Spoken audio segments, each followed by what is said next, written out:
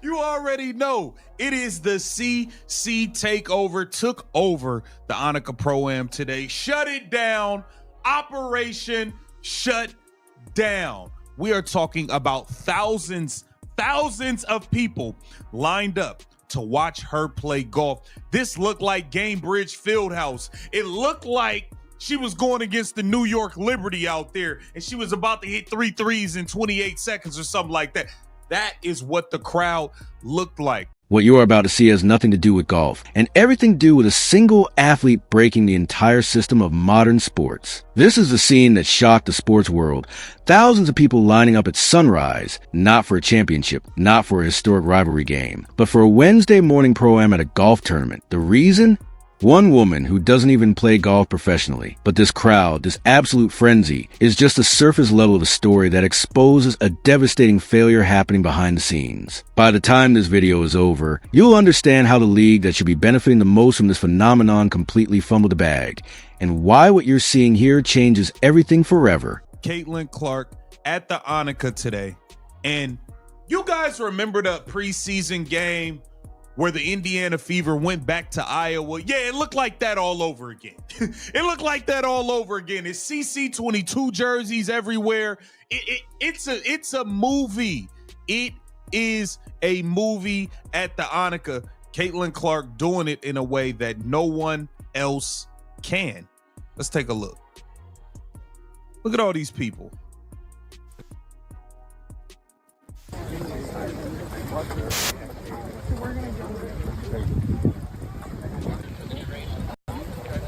Golf at a golf. So before we dive deeper, if you're fascinated by the business and culture of sports, make sure you like this video and subscribe to the channel. The real story is just getting started. The event was the Anaikca Pro-Am. Normally, this is a quiet, niche gathering of golf enthusiasts and corporate partners. A pleasant day on the greens, but hardly the stuff of headlines. But this year, something was different. The gates opened, and a flood of people poured in, a sea of basketball jerseys in the middle of a golf course. We're not talking about a few hundred excited fans. We are talking about thousands. Reports described it as a playoff-level atmosphere, comparing the lines and the energy to a packed NBA arena. The cause of this takeover was simple. Caitlin Clark was in the building, and her presence didn't just add to the event. It completely consumed it. All the Fever jerseys. Look at the Fever jerseys. Come on, man. This legendary. I reiterate, man. We got to take a look at the swing, but look at all the people out there in the Caitlin Clark Fever clothing, jerseys, CC22 jerseys everywhere at the Anaikca. This was a hostile takeover of an entire sports landscape by one athlete's star power, and the visuals were absolutely staggering. Look at the footage. It's CC, 22 jerseys and Indiana Fever gear as far as a camera can see. People are pressed against the ropes, scrambling for a view, their phones held high.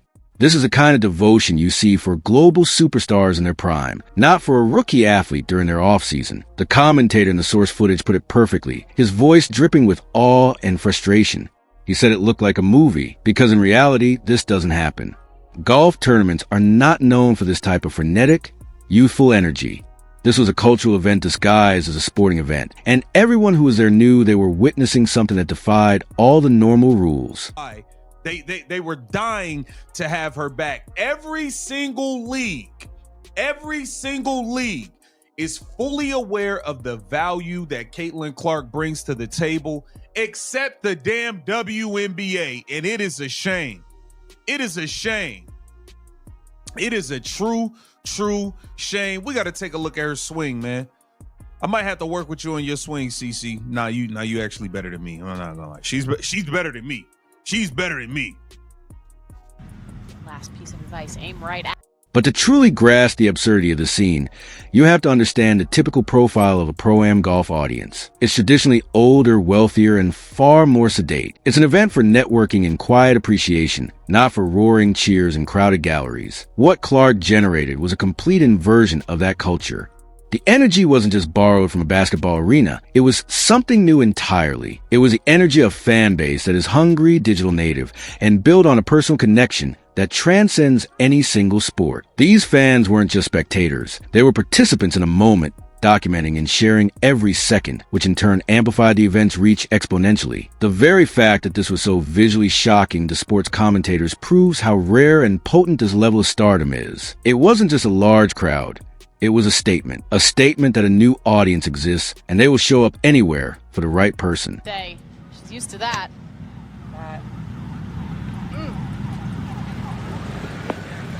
It's a good swing. Okay. That's a fairly good swing, y'all. That is a fairly good swing. And we got to take a look at Sophie Cunningham and Lexi Hall. You know, Tres Leches was in the building. We got to take a look, man. Sophie Cunningham hit a damn fan with a ball. Leave it to Sophie to do something crazy. Leave it to Sophie, man. Gotta love the blonde bomber, man. You leave it to Sophie to do something out of pocket every time. You want to bite? Holy sausage, too. Yeah, it's getting... Yeah. They really got she got this whole team lit. This breaks the long-held belief in sports that the league or the team is the primary draw. What we see here is evidence that in the modern era, the individual athlete can become the institution themselves, carrying their audience with them like a traveling circus of fandom that can transform any venue, in any sport, into their own personal home court. But to truly understand the significance of this, you have to understand the concept of the transcendent athlete. Throughout history, we had a handful of figures who became bigger than their sport. Tiger Woods didn't just win golf tournaments. He made golf cool for an entire generation that had never picked up a club. Michael Jordan turned the NBA into a global empire, with his Air Jordan brand becoming a cultural touchstone. These athletes had a crossover effect, pulling in fans from every demographic and interest group. But what we are seeing with Caitlin Clark is something subtly different and in many ways more powerful. She isn't just bringing basketball fans to golf. She is creating an entirely new category of sports fan altogether. These are people, many of them young women and girls, who are developing a passion for sports through her.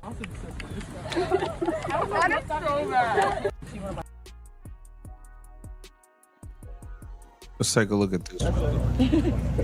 Dude, you put snacks in? Yeah. Maybe a beer. Yes, exactly. I need to go get my...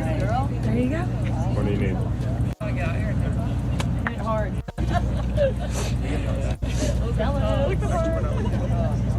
Sophie play all day. She just want to play around all day. Little left. Oh, I know. Little left. I know. They aren't legacy basketball fans. They are Caitlin Clark fans. And that distinction is everything. They will follow her to a golf course. They'll watch her in a WNBA game. And they'll buy the product she endorses. This is a creation of a new market, and that is the holy grail of sports marketing. The key difference lies in the origin point of the fandom. With Tiger and Jordan, they often converted casual sports fans into dedicated golf or basketball fans. Clark, however, is activating a demographic that was largely underserved and ignored by the traditional sports marketing machine.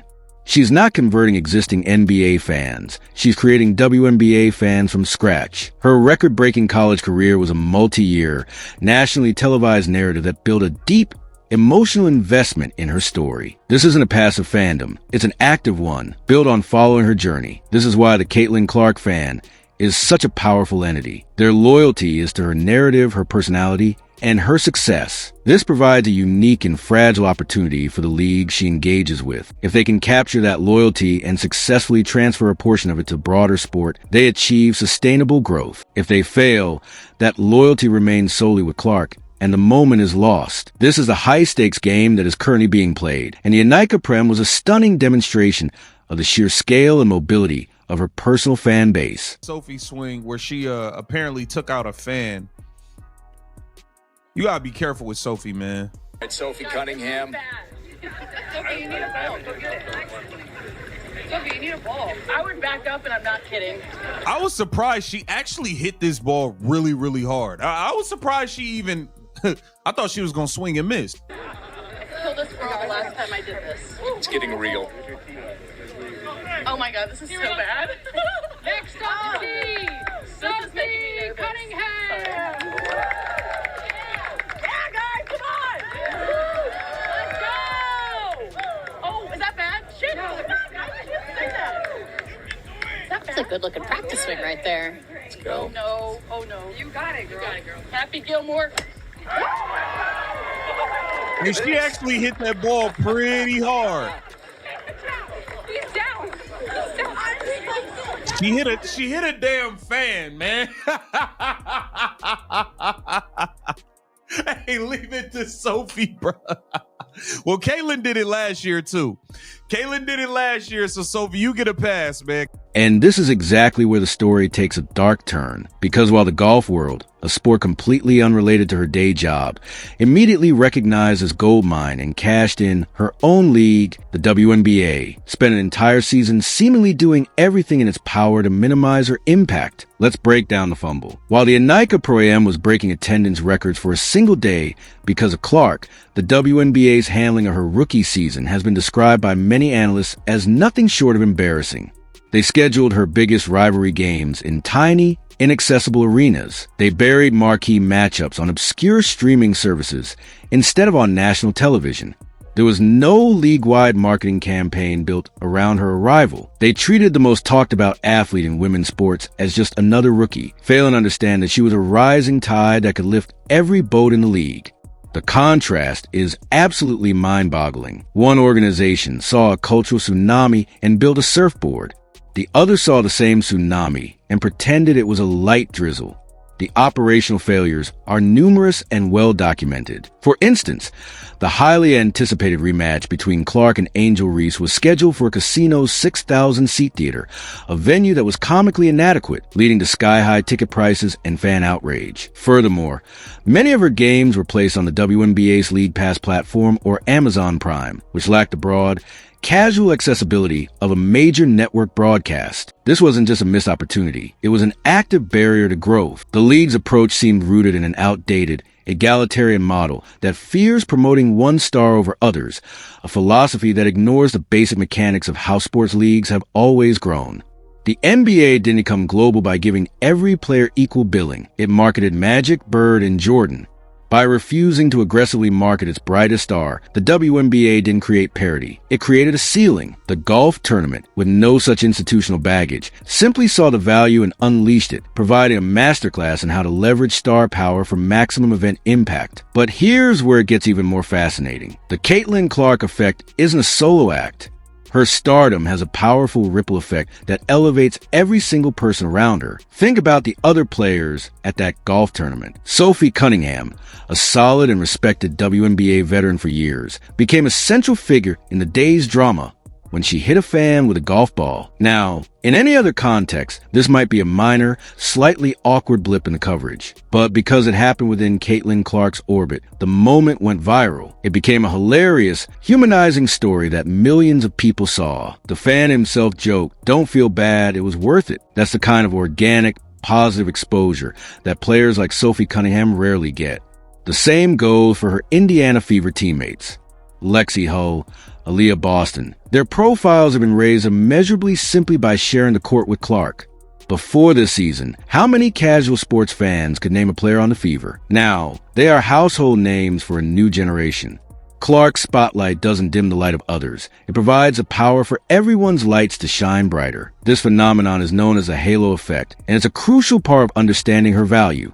The intense media scrutiny on Clark means that every pass, every rebound, and every interaction with a teammate is watched by millions. This forces the public to learn about other players. Aaliyah Boston's post moves, Kelsey Mitchell's shooting, even the defensive prowess of opponents. All of it is now under a microscope that would not exist without Clark. This creates narratives and rivalries that have tangible benefits. Jersey sales for the entire league are up. Television ratings for games not involving the Fever have increased. Arenas across the country are selling out when Clark comes to town, introducing local fans to their home team's players. She is effectively a massive customer acquisition tool for the entire WNBA. The Players Union should recognize her as their most valuable asset because her success directly translates into higher league revenue, which in turn funds higher salaries and better conditions for everyone. She is not the problem. She is the entire solution, and the viral moment with Sophie Cunningham was a perfect, microcosmic example of how her presence creates shared value for her peers. So what is the secret sauce? Why does Caitlin Clark connect on a level that seems to evade so many other incredibly talented athletes? The answer lies in a powerful combination of authenticity and relatability. In an age of carefully curated social media personas and corporate-trained athlete interviews, Clark feels real. Watch her interactions with her teammates, like with Sophie Cunningham on the golf course. The laughter is genuine, the teasing is natural, the body language is relaxed. There's no filter. No sense that you're watching a PR construct. She comes across as an incredibly talented, fiercely competitive, yet goofy and accessible friend you wish you had. When she's on the court, you see the raw emotion, the frustration, the joy, the fiery competitiveness. She doesn't hide it. This authenticity is catnip for modern audiences who are increasingly skeptical of anything that feels manufactured. People don't just respect her game. They feel like they know her. And that emotional connection is what inspires someone to wake up at dawn, put on a basketball jersey, and go watch someone play a different sport entirely. It's a loyalty that transcends the game itself. This authenticity is woven into every aspect of her public persona, from her now iconic shrug after a deep three-pointer to her visible, frustrated reactions to a bad call or a missed shot. She projects an unvarnished truth. She doesn't give canned, cliche-ridden post-game interviews. She gives thoughtful, sometimes blunt, assessment of her and her team's performance. In a media landscape saturated with brand-safe, personality-free athletes, Clark's willingness to be human is revolutionary. Furthermore, her style of play itself is authentic. It's audacious, risk-taking, and built on a foundation of limitless range and visionary passing. She plays with a joy and a confidence that is infectious. This combination of personal and athletic authenticity creates a perfect storm. Fans, especially young ones, can see themselves in her struggles and her triumphs. They aren't just watching an unattainable superstar. They're following the journey of a relatable person who happens to be preternaturally gifted. This builds a parasocial relationship that is far stronger than mere admiration for athletic skill. It's this deep, personal connection that fuels the kind of devotion that travels across sports and defies all conventional marketing logic. Now, let's talk about the cold, hard business behind the frenzy. What is the actual economic value of what happened at that golf tournament? Think about the media coverage.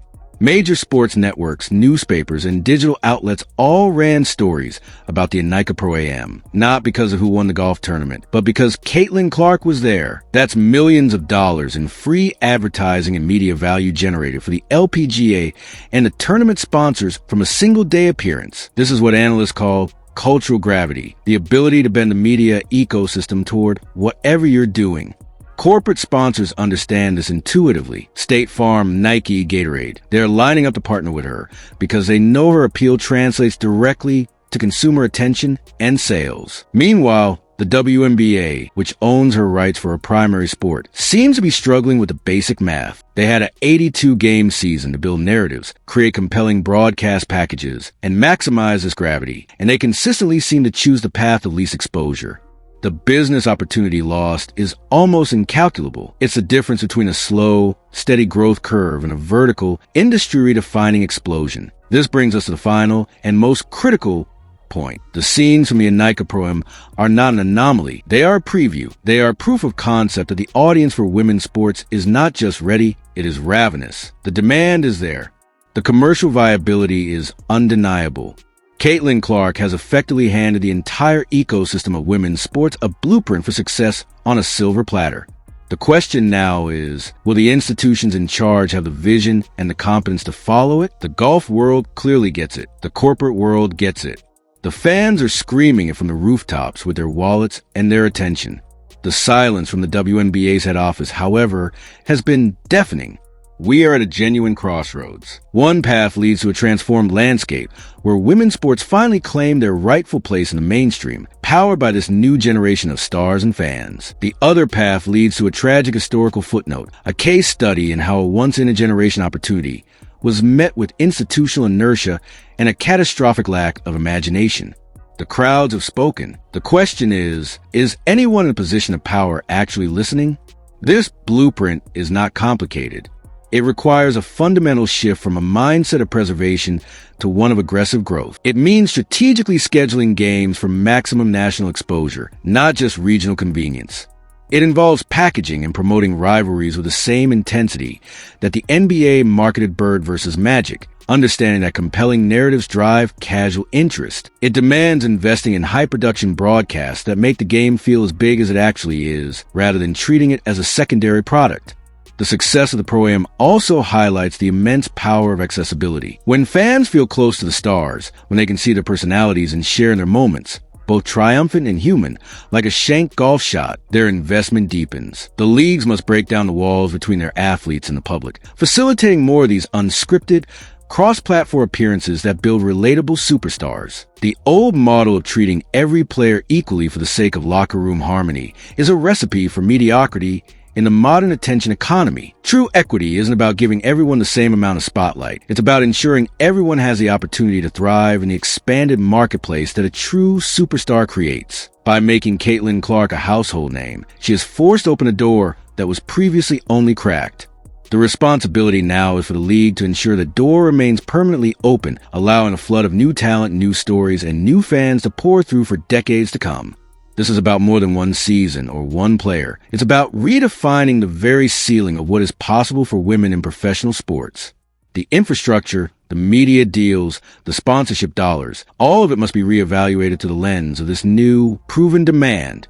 To ignore this data, to dismiss this moment as a fluke, will be an act of profound professional negligence. History is watching, and the next move will define the legacy of an entire era. What happens next is up to the leagues, the networks, and the executives. But what do you think? Is the WNBA failing its biggest star, or is there a larger strategy at play that we're not seeing?